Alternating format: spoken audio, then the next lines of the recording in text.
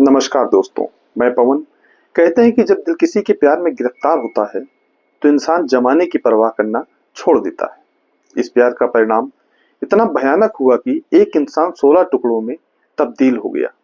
हड्डी, मांस, खून सब कुछ अलग अलग कमरों में बिखरा मिला। ये घटना 8 फरवरी 2017 को शुरू होती है। उस दिन कुमकुम अपने घर में पति का इंतजार कर रही थी। वहीं दूसरी तरफ उसका 27 वर्षीय पति विपिन कुमार शुक्ला, जो एयरफोर्स स्टेशन पर कारपोरल पद पर तैनात था, जो कि हवलदार रैंक के समकक्ष होता है। वह घर आता है और कुमकुम से कहता है कि वह बाहर जा रहा है, कुछ ही देर में लौट आएगा, खाना लगा कर रखना। मैं बस जरा सा गया और तुरंत आया। लेकिन असल में उसे कहीं और बुलाया गया था। करीब 3 से 4 घंटे बीत जाते हैं, लेकिन जब विपिन कुमार वापस नहीं लौटते तो उनकी पत्नी कुमकुम बेहद परेशान हो जाती है। वह अपने पति को फोन करती हैं, लेकिन हर बार फोन स्विच ऑफ आता है।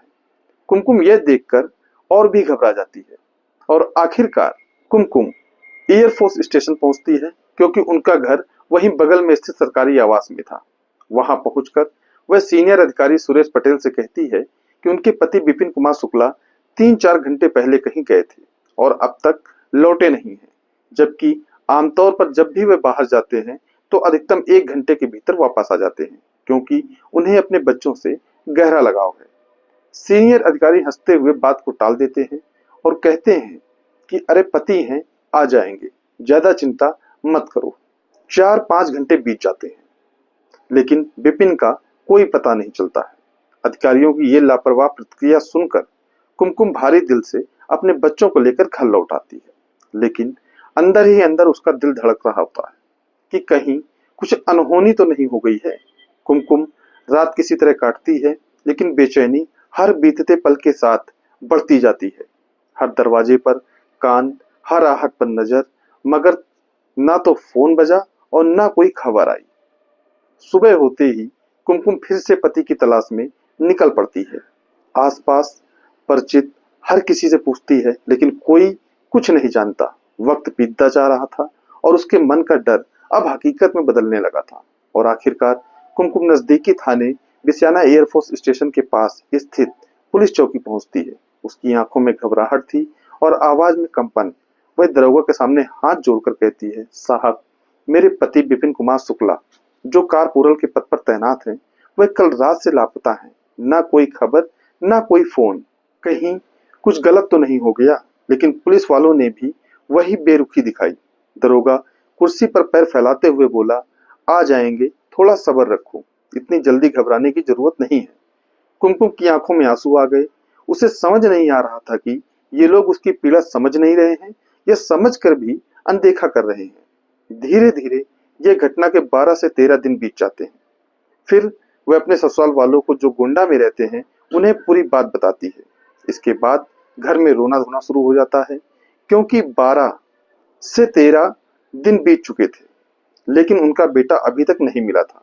किसी तरह यह बात दोबारा पुलिस तक पहुंचती है कि विपिन कुमार शुक्ला अब तक लौटकर नहीं आए हैं, और तब पुलिस इस केस को गंभीरता से लेती है और जांच में जुट जाती है। जब पुलिस जांच के लिए एयरफोर्स स्टेशन के अंदर जाने की कोशिश करती है तो एयरफोर्स के मुख्य अधिकारी सुरेश पटेल के उन्हें रोक देते हैं और कहते हैं, यह मामला हमारा है, हम देख लेंगे। पुलिस वाले भी बिना दिलचस्पी लिए वापस लौट जाते हैं। इसके बाद एयरफोर्स के अधिकारी इस मामले में कोई रुचि नहीं दिखाते। कुछ और दिन बीत जाते हैं। तब पुलिस को लगता है कि अब उन्हें ही एक्शन लेना पड़ेगा, और इस बार 60 से 70 पुलिसकर्मी एयरफोर्स स्टेशन के अंदर दाखिल होते हैं। इस बार एयरफोर्स के अधिकारी सुरेश पटेल भी चुप रहते हैं।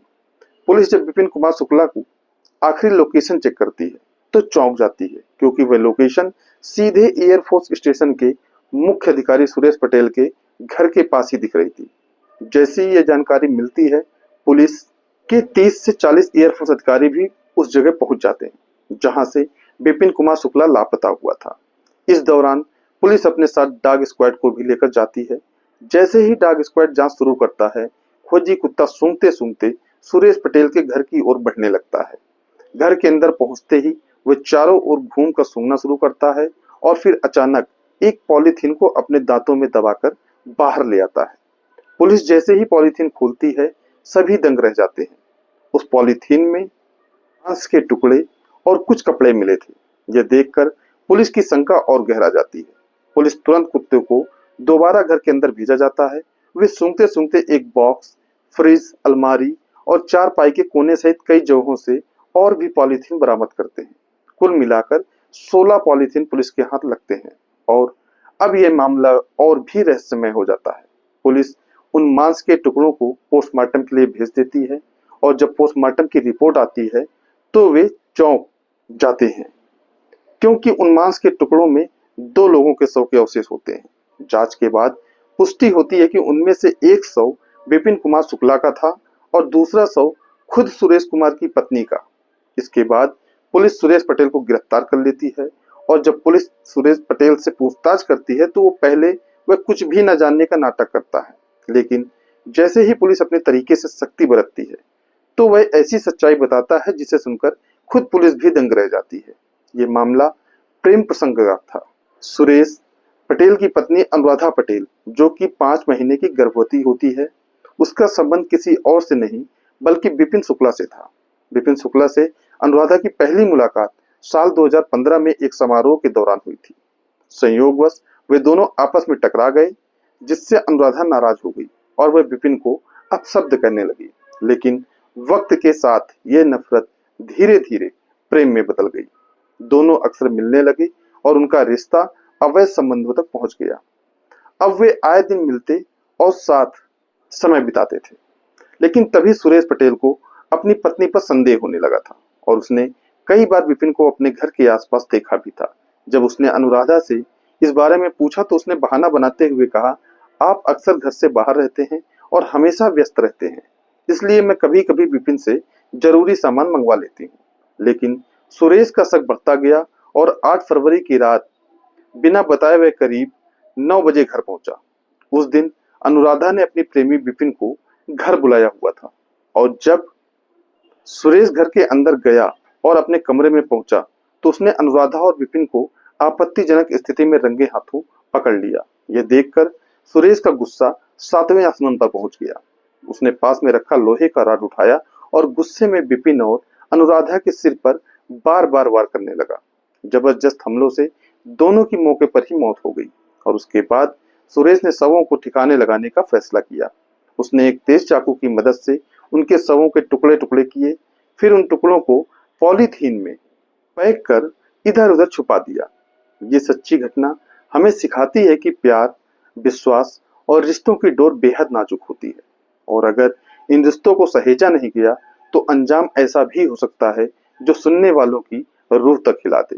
दोस्तों, इस कहानी को सुनाने का उद्देश्य आपका दिल दुखाना नहीं है, आपको परेशान करना नहीं है, बल्कि आपको जागरूक करना है, सचेत करना है। इस वीडियो में अपना कीमती समय देने के लिए आपका धन्यवाद। आप जहां भी रहें, सतर्क रहें, स्वस्थ रहें, सुरक्षित रहें। मिलते हैं फिर किसी नई वीडियो में नई कहानी के साथ। जय हिंद, जय भारत।